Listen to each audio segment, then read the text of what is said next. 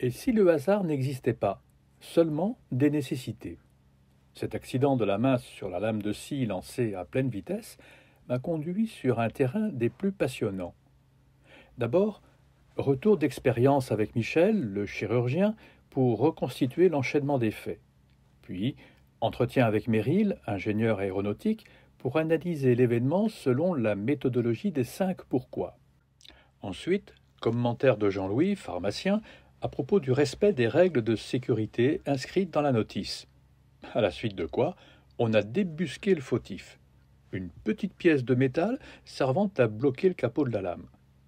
Une légère correction de celle-ci et l'emboîtement devient facile, donc non rédhibitoire. Le fabricant en a pris connaissance et j'espère qu'il en tiendra compte. Dans tous les cas, les possesseurs de la même machine que la mienne savent désormais ce qu'il faut faire. Mais ce qui m'interpelle à présent, c'est d'appréhender le mécanisme mental qui m'a conduit à éliminer tous les facteurs de danger connexes et à ne plus voir que mon objectif, fraiser une pièce de bois pour finir un projet en cours.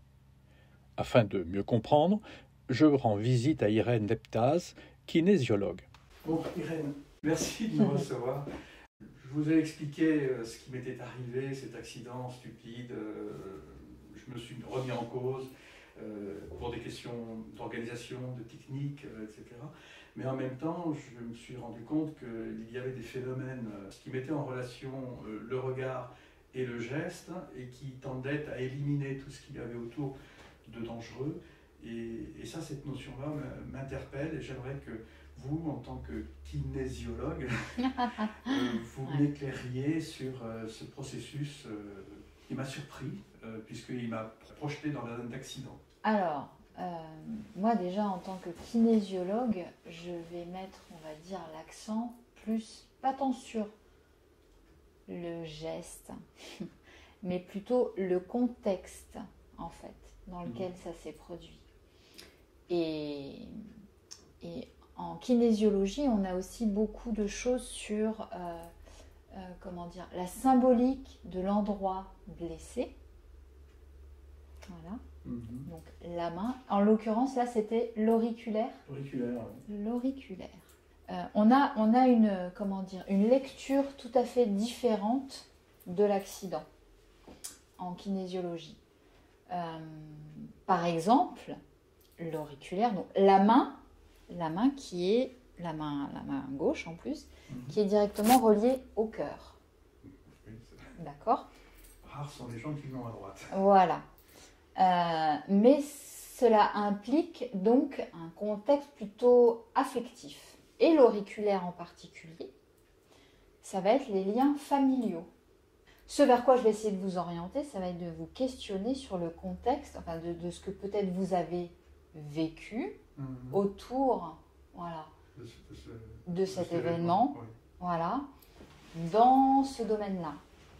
Et là, on n'est pas dans quelque chose de regard, geste, voilà, on est plus dans pensée, contexte et signification. On a aussi, on peut partir carrément sur autre chose, ou en tout cas une autre piste. L'auriculaire, ça reste quelque chose qui est aussi très relié à l'oreille. Ça, c'est clair. Voilà, à l'intuition aussi. Vous savez, l'expression qui dit « mon petit doigt m'a dit que… » Ah oui, c'est vrai.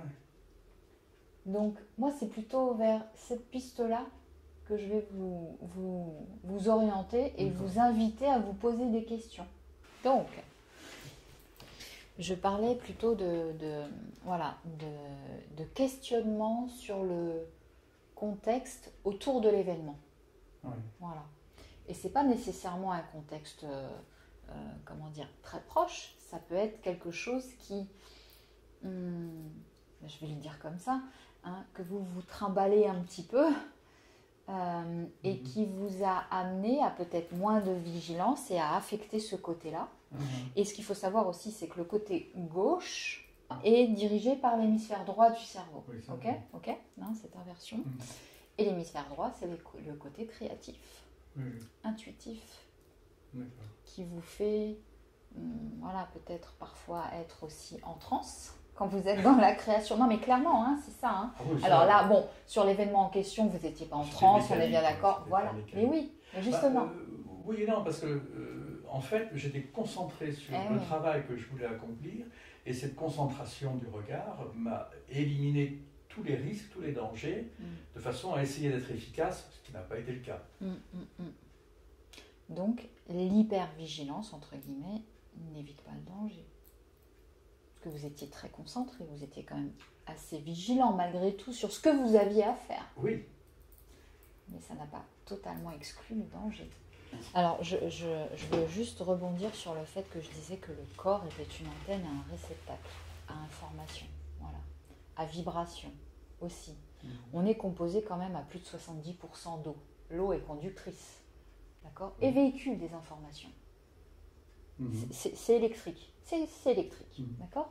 Donc on capte des choses. Et on n'a qu'à voir comment se comporte l'eau par rapport à la Lune, l'attraction, la répulsion, voilà. Donc on est sensible à ça, ok. Et pourquoi je vous dis ça? Parce que on est forcément donc un réceptacle, une antenne qui capte des infos. Être à l'écoute des sensations de notre corps nous permet aussi d'identifier ce qui est bon et pas bon pour nous et de voir comment ça vibre. Donc si effectivement on vibre la peur ou l'incertitude, on va attirer à nous des situations qui vont vibrer de la même façon. Vous venez de me dire, moi ça me rappelle, ça me fait penser à mes expériences en matière de VTT. Lorsque je suis sur un chemin à cailloux, la montagne, le ravin, et que j'arrive devant une situation qui me met en doute sur ma capacité à passer, j'ai deux attitudes. Soit je me dis, je n'ai pas peur, et en même temps, dans la pensée, je ne tombe pas, ça passe. Si je me dis, oh là là, j'ai peur, inconsciemment, j'accepte la chute, et là, immanquablement, je tombe.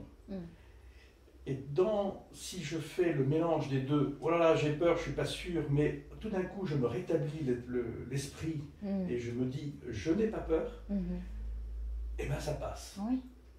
Mais c'est dangereux ce que vous faites. Et je leur dis, le principal danger, c'est la peur. Ah oui, ah oui. Bah oui, voilà. Ouais, c'est ça. Bon, allez-y, dans la création. Hein. Oui, dans la création.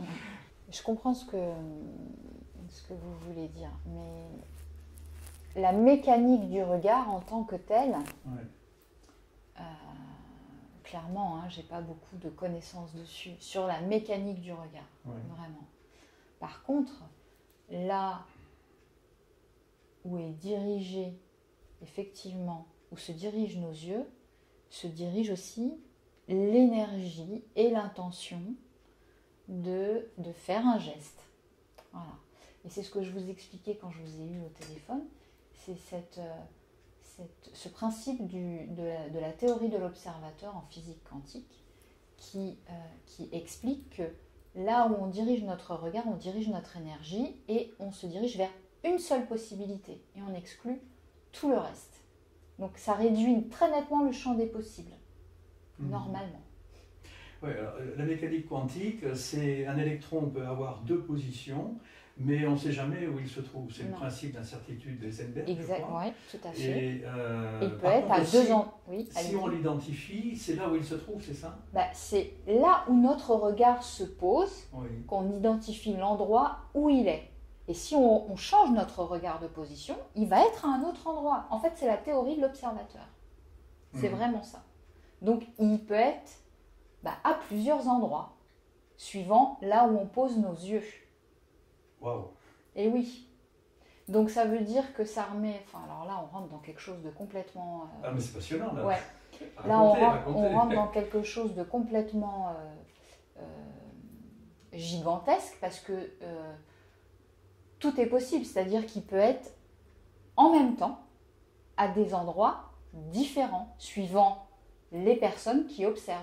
Vous voyez ce que je veux dire? Non, là c'est encore... Ça va loin, là. Ouais, ça va très très loin, mais c'est ça qui est intéressant. En fait, c'est selon l'observateur, un événement peut avoir deux vérités. Absolument. C'est exactement ça. Qui sont peut-être contradictoires. Et qui sont peut-être contradictoires, mais qui sont vraies aux yeux de la personne qui les observe. Il n'y a pas de vérité. Non, il n'y a pas de vérité. Il n'y a que des points de vue. Il n'y a que des points de vue. C'est exactement ça. Oui, mais Je vais retourner couper du bois parce que c'est plus simple. mais oui, alors oui, ça peut donner l'impression de se torturer un petit peu l'esprit, mais comment je veux dire, une autre approche qui est possible. Je ne sais pas si vous connaissez un petit peu aussi Philippe Guillemant. Est-ce que ça vous parle? Donc c'est un physicien aussi, chercheur au CNRS, chercheur hors classe, qui a écrit des livres sur la théorie du temps. On est tous OK pour dire que notre passé influence notre présent, qui lui-même influence notre futur. OK? Par l'expérience, par ce qu'on vit. Il se trouve, selon lui, que ça serait aussi valable dans l'autre sens. C'est-à-dire la double causalité du temps. C'est-à-dire que notre futur viendrait influencer notre présent, qui lui-même influence notre passé. C'est-à-dire que tout ce qu'on peut vivre en événements un peu difficiles, mais pas que, d'ailleurs,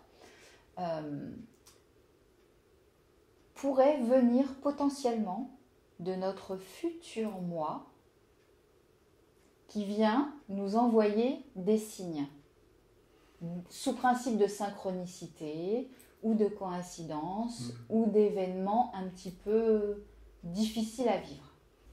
Je reviens sur une phrase que j'ai attribuée à Léonard de Vinci, mais je ne sais pas si c'est lui ou Michel-Ange, enfin, admettons, où on lui aurait demandé mais comment avez-vous fait pour faire une si belle œuvre?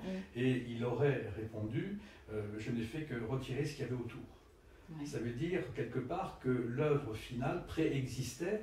Bon, physiquement, bien entendu, on comprend, mais elle était informe puisqu'elle est dans un bloc de marbre, moi un bloc de bois. Mais c'est vrai que quelquefois j'ai eu ce sentiment, une fois mes actions terminées, de me dire waouh, j'ai réussi à sortir ça parce que je me suis projeté sur l'avenir et j'ai enlevé ce qu'il y avait autour pour revenir vers le présent. Parce que c'était déjà là quelque part. Oui, matériellement, bien entendu. Oui. Mais l'esprit s'est projeté. C'est quelque chose qui est passionnant. Oui, qui est passionnant. Et si vous voulez... Et dérangeant en même temps. Dérangeant, mais en même temps, je trouve que derrière cette possibilité-là, il y a quelque chose de formidablement optimiste. Vous voyez, une joie de se dire que on a plein de possibilités, mais que potentiellement, éventuellement, la meilleure, entre guillemets, version de nous-mêmes nous fait des appels, nous envoie des signes, pour nous dire, pour peut-être nous guider un petit peu et nous dire t'inquiète pas, tu es sur le bon chemin, même si c'est pas facile, ça t'oriente vers cette version que tu vises. D'accord. On peut ramener ça au mot de l'intuition? Ah oui, on peut ramener ça à de l'intuition. Oui, bien sûr. Bien sûr, à de l'intuition. Mais Philippe Guillemant, La route du temps, le livre, vraiment passionnant. La route du temps. La route du temps. Il fait d'ailleurs... la roue du temps. La route. La route du temps. La route du temps. Passionnant, un peu technique, mais passionnant à lire. Ouais. Et surtout, son dernier livre, Le grand virage de l'humanité. Très actuel. Ça, c'est en train de déraper en ce moment. Non, justement. Justement.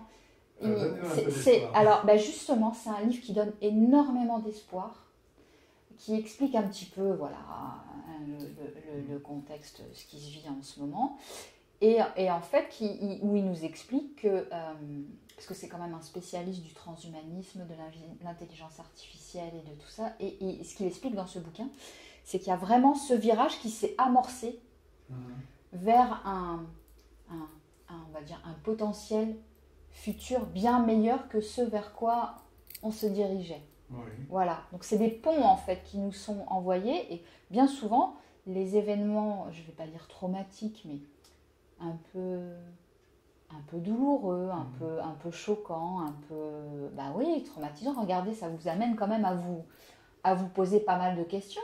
C'est clair. À vous interroger. Tout à fait. Le pourquoi, du comment, de qu'est-ce que je peux améliorer dans ma gestuelle, dans ma position, dans cette mécanique, dans cet outil. Enfin, je veux dire, ça vous a sorti un peu de votre zone de confort, clairement. Oui, ça parce que, tout à fait, oui, parce que c'est justement le confort dans lequel vous étiez installé qui a quelque part un peu... Oui, la certitude de savoir et donc rien ne peut m'arriver, alors que là, il m'est arrivé ce que je essayais de démontrer aux autres en disant ben non, il ne faut pas faire comme ça, et c'est à moi que ça arrive. Eh ben oui. Bon, ridicule. Mais non, pas ridicule, mais génial, au contraire. Oui, je suis d'accord. Parce que finalement, ça s'arrange bien pour vous, physiquement, je veux dire. Oui. Vous avez récupéré. Oui. Mais ça vous amène sur, ouais, vous voyez, sur une piste juste insoupçonnée. Vous n'auriez même pas cherché ça avant. Ah, c'est clair. Ça, c'est clair. Est-ce que c'est pas formidable, ça? Ah, c'est sûr. C'est sûr. Ça, c'est formidable. Vous voyez? Mais moi, cette notion de vérité qui est en fait simplement un point de vue, des points de vue. Oui, que des points de vue. Après, il peut y avoir des effets de convergence, bien entendu. Quand le train part, la vérité, elle est absolue. Le train, il part, quoi. Oui, bien sûr. On ne va pas mettre ça en question.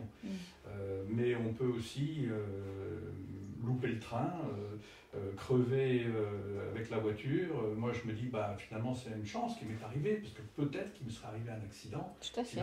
Et l'intuition, l'anticipation, la réceptivité à des événements potentiels quand on est dans une situation à caractère dangereux fait que, enfin, aujourd'hui, à 73 ans, je me dis j'ai un taux de chance supérieur à la moyenne, parce que à 73 ans, tout le monde n'y arrive pas forcément. Et deuxièmement, je ne vous dis pas le nombre d'accidents que je n'ai pas eu. Bien sûr. Parce qu'il y avait cette projection, effectivement, cette intuition. Tiens, l'autre jour, j'étais dans un chemin avec mon vélo, montant la descente, il y a un type qui l'a pris à la corde. Si je n'avais pas eu l'intuition, sans le savoir, bien sûr. 15 secondes avant, peut-être 10 secondes avant, que peut-être il fallait que je fasse attention, en me pétant pas au milieu, mais plutôt à droite, si je n'avais pas eu cette intuition-là, on se rentrait dedans. Voilà. Waouh, c'est... Ah, c'est très puissant. Oui. C'est très puissant. Il faut savoir être à l'écoute. Alors, il faut savoir être à l'écoute. Ben oui, mais vous rigolez. Mais oui. Ça, j'aime bien. Mais franchement, je vous assure, c'est pas anodin. Être à l'écoute de soi, écouter les signes, les informations.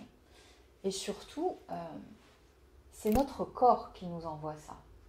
Notre corps est une antenne qui capte tout un tas d'informations. Maintenant, est-ce qu'on a le choix? Est-ce qu'on décide de les écouter ou pas? Après, c'est un problème d'environnement, de culture, de confiance en soi. C'est pas fait pour moi. C'est ce qu'on nous dit. Voilà. C'est ce qu'on nous dit. Vous savez, quand j'étais artiste peintre, oui, parce que j'ai été artiste peintre, je m'installais dans la rue sur mon petit pliant avec un chapeau de paille, histoire de ressembler à un artiste, comme ça on me fout la paix, et je me mettais à dessiner le paysage. Et combien de fois des gens s'arrêtaient pour regarder? Normalement, un artiste, c'est un peu, voilà, on regarde ce qu'il fait, c'est normal, c'est naturel. Et combien de fois des gens m'ont dit, qu'est-ce que vous avez de la chance de dessiner comme ça? J'ai dit, asseyez-vous, je vous donne un papier, un crayon, et puis vous ne copiez pas ce que je suis en train de faire, mais vous regardez ce qu'il y a là. Ah non, c'est pas possible, il faut être doué. Mais je dis, mais qu'est-ce que ça veut dire d'être doué? Ah non, c'est... Et les gens partaient, j'en ai jamais un seul qui a dit, ok, challenge, je m'arrête, je m'installe, donne-moi ton papier, crayon, et on fait ensemble. Parce qu'il restait dans le mental, oui, dans le mental, et pas du tout dans le vécu de l'instant présent, de ce qu'il pouvait vraiment voir. Et je parle pas je parle pas de capacité à regarder les choses, je parle de regarder avec un autre regard, vous voyez, parce que pour moi, l'intuition, tout le monde a l'intuition. Bien sûr. Tout le monde. On l'a tous. Après, on est à l'écoute de ça ou pas du tout. On la laisse s'exprimer ou on ne la laisse pas s'exprimer. Mais il peut y avoir des conséquences quand on ne s'écoute pas. On peut... Voilà. Il peut y avoir des conséquences. Mais ce que je voulais dire, c'est que vous, quand vous étiez certainement dans cet état de création, c'est que vous étiez complètement détendu, plus du tout dans ce mental, pas envahi par ces pensées et complètement dans votre cœur. Ah oui, dans l'émotion, absolument. Voilà, dans le cœur. Et ces gens que vous avez certainement, à qui vous proposiez, ils étaient pas en mesure de se rendre disponibles pour ça. Oui. il s'interdisait. Une fois, je vais à une caisse, la personne, la caissière, elle me dit, vous êtes ébéniste? Je dis, oui, ça fait pas longtemps, mais bon. Elle me dit, qu'est-ce que j'aimerais faire ce métier-là? Et je dis, mais allez-y. Allez-y. Ouais. Ah oui, mais vous comprenez, tout ça. Les gens s'interdisent. Oui, tout à fait. Moi, j'en suis à mon 11e métier. Ouais, mais et YouTube, c'est le 12e. Oui, mais ça m'a encore rien rapporté. Mais pourquoi? Sauf l'émotion. Alors pourquoi vous faites ça? Par envie de découverte. Voilà, d'apprendre. Bien sûr. Parce qu'on est toujours des éternels. Du premier jour où on arrive au dernier jour, nous sommes des apprentis de la vie. Tous les jours, on apprend. Ouais. Et ça, c'est quelque chose qui s'arrête jamais. Jamais. Et vous avez cette chance-là. J'ai eu effectivement la chance de pouvoir être pas trop conditionné et puis très ouvert. Je me souviens quand j'étais gamin, j'étais toujours insatisfait des choses qui m'étaient présentées et j'essayais toujours de trouver une solution alternative. Mon premier acte de création, c'était au retour du jardin de Diane dans le château de Fontainebleau. Ma grand-mère habitait là-bas, et j'avais ramassé des glands, et arrivé à la maison, je me suis amusé à planter des petites aiguilles dans les glands pour faire un troupeau de moutons. Transformation d'un objet qui était, d'un produit, une graine, vers une destination nouvelle. L'autre jour, j'ai ouvert une boîte transmise par ma grand-mère, ma mère, etc. Et le troupeau de moutons était dans la petite boîte. Mais c'est pour dire que il y a cette satisfaction qui m'a toujours poussé à vouloir transformer les choses telles qu'elles m'étaient proposées pour voir s'il n'y avait pas des alternatives. Bon, il y a des fois on se plante, c'est clair. Mais on essaye. Voilà, mais au moins on essaye. Et puis peut-être en conclusion, en ce qui me concerne, ma philosophie, mon slogan, que je me suis mis en tête un jour en montant à vélo le col du Galibier. J'arrive dans un virage et là à droite il y avait un couple de gens attablés à une petite table de camping, le coffre de la voiture ouvert, et qui pique-niquaient avec une bonne bouteille de vin. Et il me voit passer et il me dit « Ah, courage !» Et je leur ai répondu c'est une question de temps. Et le col du Galibier, je ne sais pas si vous le connaissez, mais quand vous êtes... c'est comme une barrière lointaine, et vous voyez des tout petits personnages, pas plus grands que mes glands sur leur petite épingle, et vous vous dites, putain, comment je vais faire pour monter là-haut? Et en plus, je me suis dit, mais c'est une question de temps, et en fait, le bonheur, il est sur le chemin. Tout à fait. Prends garde à ne pas marcher dessus. Voilà, et un jour, dans le Galibier, j'ai eu cette émotion-là, et... C'est bien. C'est bien laisser. Ouais. Non, c'est bien, c'est bien. Il faut laisser sortir. On coupe. Non, c'est bien. Merci bien. Irène. C'est bien. Merci.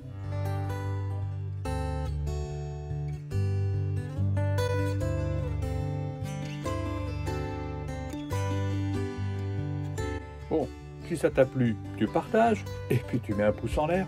Tu connais le truc. Allez, salut!